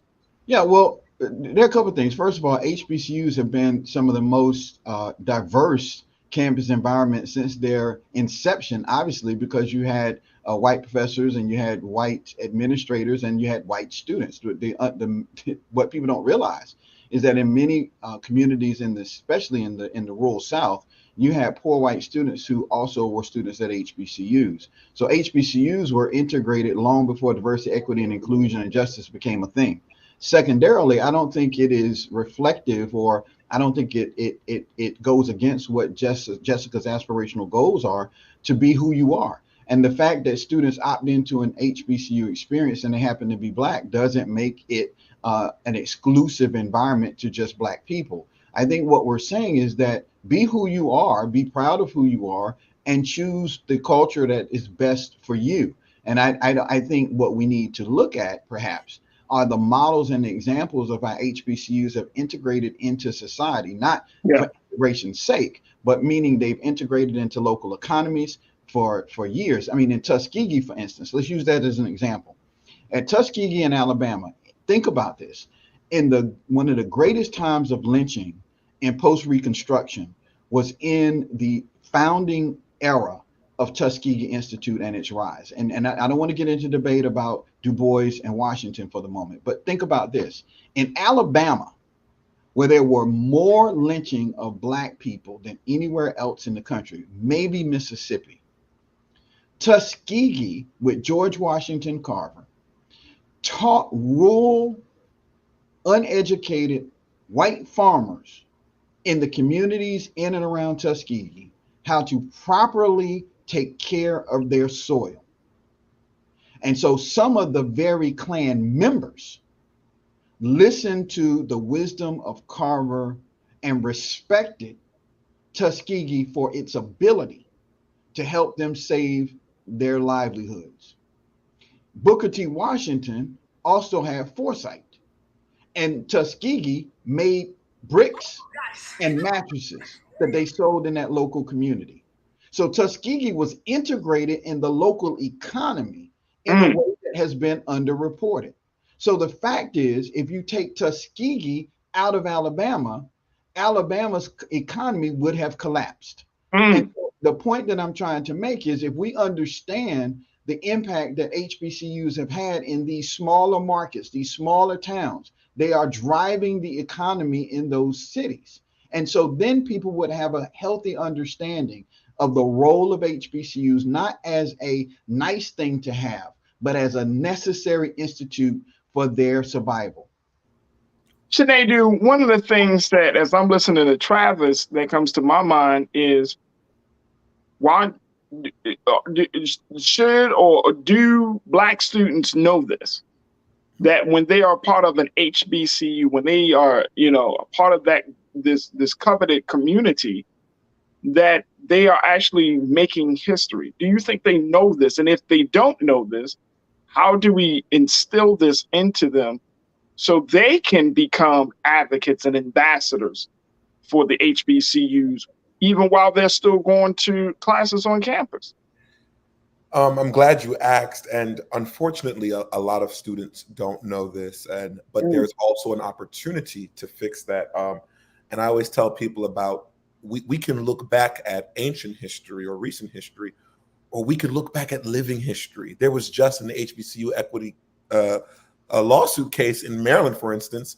That's history that just recently happened, and it was involving students that graduated from that university within the last 10 years. There's many students who could say I was a part of this one way or another. And I think in the new way of getting students to understand the importance of yesterday is telling them how today connects to it. How did we get here? How did this lead to this that led to this? And how they're still impacted by it. I think it's an honor to be at an HBCU, and when people go, I think a lot of times people do the what I would call the quick B-roll of the yard and all that good. And that's the cool part as well. But another cool part is understanding that it's bigger than you, and understanding that every step led to you taking that first step. And for those steps to continue, you also have a job to do. And everyone's not going to be an activist, but you can learn, you can teach. And more importantly, it's very important, to your Black colleagues who are at PWI, you can lend a hand to welcome them into their history as well, because you can still have the HBCU spirit without going to an HBCU. An HBCU, yeah. Right. And I think to my final question to you, Brother Travis, is that, to Sinead's point, we often see about the culture.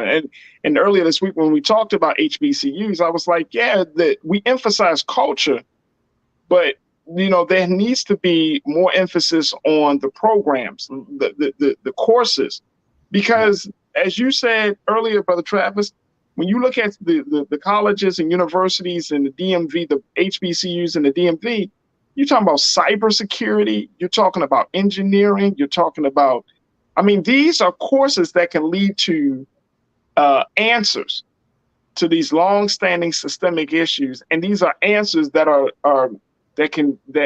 that's being held by Black students, young Black men and young Black women, who can provide the answers to these problems that this country is currently facing. And I'm all for culture. I'm all for the bands and the games and the Black pride. But in this day and time, when people are looking for some sort of guidance, they're looking for when we're always asking the question, well, who is going to be the next to lead this generation? Or where do we go to find the answers to these problems? The HBCU has to be at the forefront as being that place, that source that's going to provide the answer. Let me combine two things for you brilliant young brothers, two things that you both have said. I think the culture that we want to emphasize is the culture of leadership. SNCC, Student Nonviolent Coordinating Committee, was founded on the campus of Shaw University in the 60s. SNCC was founded because Ella Baker, a person at that time would have been of my age, thought that it was important for students to maintain their own independence. HBCUs foster student leaders. No SNCC, no Civil Rights Act, no Voting Rights Act, no Obama. It's that simple. Now, let's look at where we are today. I came along at Morgan State University at a very critical time when Morgan was facing a lot of threats to its survival. And we were part of a student movement to activate our leadership, to mobilize around support for our president and to press the state for its lack of funding over a 40-year period. We knew that our president had a 25-year building plan, a blueprint that had been blocked by the state of Maryland. That's where the seeds of the $577 million lawsuit were planted, because we took that challenge to the court of public opinion. 20 years later, Morgan received over $1.5 billion in capital improvements from the state. And then on top of that, was successful in getting this lawsuit settled along with the other HBCUs. But where I acted, I passed the baton to Chinedu. And as a student activist on Morgan, he very much followed in the footsteps that I walked in, and I walked in others' footsteps. So Morgan is a place known for student leadership and student development. Now, understand this, a Chinedu and a Travis are only possible in an environment that lets us be who we are. Again, no Shaw University where I grew up on that campus, no Morgan, no me. So the reality is the culture we should be talking about is a culture of leadership. And if you use that as the paradigm, then brilliant students at Harvard, Yale, Towson, wherever they may be, brilliant Black students can come to a Morgan and feel safe in the exchange, free exchange of ideals and ideas without facing hostility. And you don't have to be a Black student. You can be a free thinker that desires a greater, freer society. And that's what makes HBCUs special. You don't have to look over your shoulders to say what the truth is. You don't have to reimagine anything. You don't have to make anything up. You can completely be who you are. And HBCUs remove then the barrier to excellence by removing the barrier to access. You can access the programs of your choice, you can access your future, and you can develop your future by going to a school that reinforces you and accepts you for who you uniquely are. That's what we want for our students of any color at any university. HBCUs just happen to be very skilled at advancing the progress of the students that come through their doors. So well said. Travis Mitchell, Senior Vice President for Maryland Public Television. Folks, we've been talking about HBCU Week, which is going to be celebrated starting on Monday, on September the 5th through September the 11th. 22 hours of fantastic premium content about HBCUs, not just to talk about the history, but discussing the ongoing legacy that HBCUs continue to make, even up to this present day. And so we invite you to check it out. You can go to their website to see it being streamed at mpt.org/HBCU, mpt.org/HBCU. Also, make sure y'all use the hashtag HBCU Week MD. Hashtag HBCU Week MD. Let your friends and family know about this, because even if you're in a state that doesn't have an HBCU, or you didn't go to an HBCU yourself, that does not mean that you can't benefit from this dynamic set of programs that will include films, one-on-one interviews, documentaries, and so much more. So make sure y'all check them out at mpt.org/HBCU. If you're in the DMV, you know you can just check out your local listing for MPT on your television. Travis, we got to bring you back, brother. Thank you, man. I'm proud of you, brothers. I'm proud of you, brothers. Keep doing what you're doing. We appreciate that. We appreciate that. Travis Mitchell checking in from MPT. Thank you, brother Travis. We appreciate it. Thank you, man. Bye-bye. Yes, sir. Brother Chinedu, I thank you. I thank you, man, for taking time out your busy Friday afternoon schedule. Thank you, brother. You got plans for the long weekend, Chinedu? Yes, just relaxation and a little bit of some revelry here with some libations. Well deserved. Put my labor to rest. Right. But I do want to say something real quick. Go ahead, bro. You, first of all, love your show and proud of your hair growth. I noticed. Yeah. How about that? That's great. But I think it's very interesting to what Travis said, and I just had to just get a quick little reverb for the folks who are in my age group. Like, it's 3 different generations of Black leadership, Black growth, Black excellence, Black mindset, you, me, and Travis. And it's so funny how we all literally are connected through that HBCU. That is fact. Yeah, that's a good point. That's how this works. And it doesn't stop at your local HBCU. It goes all around. Like, every time I hear stories about people, it goes all around. It is literally, the HBCU is our cookout. That's our meeting. That's our town square. And it's our town square, but everybody can come as well. It's very important to put that out there. Hey, bro, I appreciate you putting that out there. And it just sparked the thought in me that that's why we need to constantly demand that our HBCUs get not just the support, but they create a very high class, first class, state of the art educational experience. When we talk about HBCUs, you know the culture is like, well, if you Black, you shouldn't talk bad about HBCUs. It's not coming out of a space of hatred, but the HBCUs is that you want to see your HBCUs to provide high class, first class, and educational experience for Black students, because one, Black students deserve that, right? Not just because they're spending their money, but because of just simply who they are. They deserve to get high quality education. But then two, because of the fact that HBCUs represent so much of our brilliance and our excellence. And so we should always want those HBCUs to reflect that, to show the world that, yes, we can bring the cultural side, but then we can also bring the intellectual side, that we can bring some of the most dynamic minds in education, engineering, politics, arts and science and medicine, whatever, law, that we produce giants. And that's what it comes down to. And we give you top quality knowledge that can be used today to solve today's problems. You know what I'm saying? Like there's not just information and education just for 4 years from now, 10 years down the road. I'm saying you get out of school today, tomorrow you can start to solve the social justice issues and all of the other issues that we have. So that's something that comes to my mind too, bro.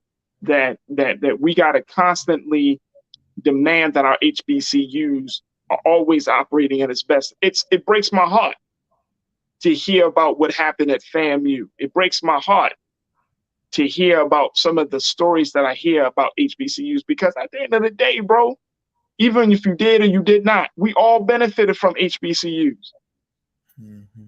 You know what I'm saying? It breaks my heart, man, when Black folks just don't take, because of a one bad educational experience, it leaves this stain, or it leaves this bad taste in our mouths that, oh, HBCUs or Black schools or schools that are operated by Black people, it's not good. That's heartbreaking.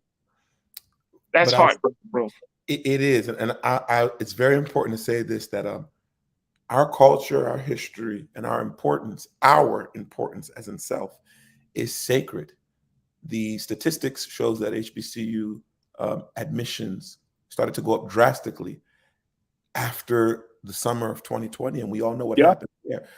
We cannot continue to be reactionary to our own culture. We can't wait for it to become popular, because it's going to always be there for us. But we can honor it beforehand. We can honor it early. You know, don't wait for Beyonce to do Homecoming for you to understand that culture of HBCU made her put on the production. It's not the other way around. Right. So it's important that we honor it, because it's not a fad or a phase.